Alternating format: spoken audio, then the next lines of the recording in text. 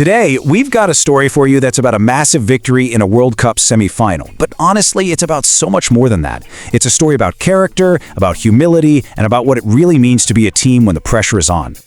And this is where it all kicks off, with this incredible statement from Sanju Samson, the guy who had just been handed the Player of the Match award. So why?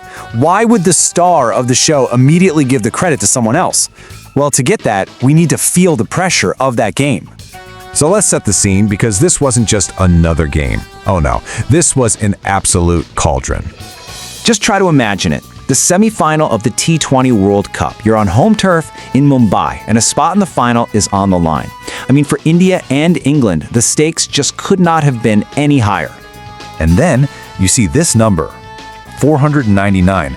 That's the total number of runs scored in this one game. See, the pitch at Wankhede was completely flat.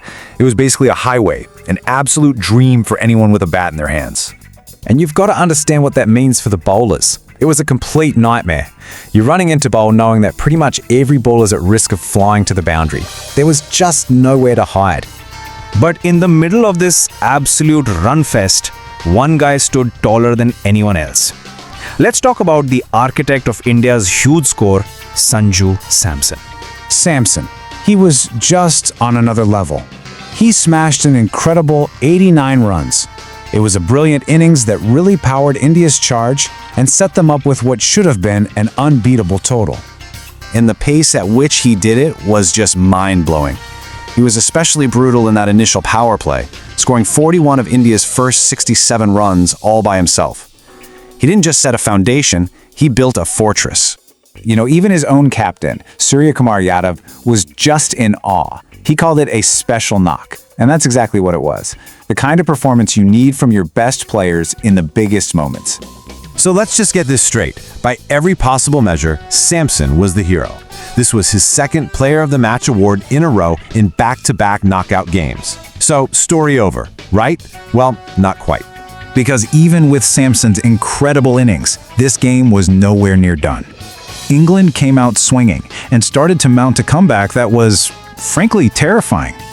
On that exact same flat pitch, England's batters started to find their groove. Their own star, Jacob Bethell, caught fire and went on to hit a sensational century. All of a sudden, India's giant score didn't look so safe anymore. The whole thing was on a knife's edge. The commentators called it a jailbreak. It felt like England was stealing the momentum, stealing the game right from under India's nose. And with just a few overs left, India's spot in the final was in serious danger. The tension was just immense. You could feel it in the crowd. India needed a hero badly. Not with the bat this time, but with the ball. And this, right here, brings us back to that quote from the very beginning.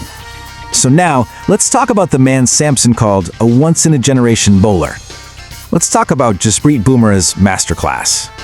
Now, I know what you're thinking. At first glance, those numbers don't exactly scream superhero. But you have to remember the context. On a day where nearly 500 runs were scored, where other bowlers were getting absolutely hammered, giving up just over 8 runs and over was just unbelievable. And this is where you see his true genius. In the death overs, the final, most intense stages of the game, when the pressure was through the roof, he bowled his 16th and 18th overs. And look at that. He gave away just 7 runs in each.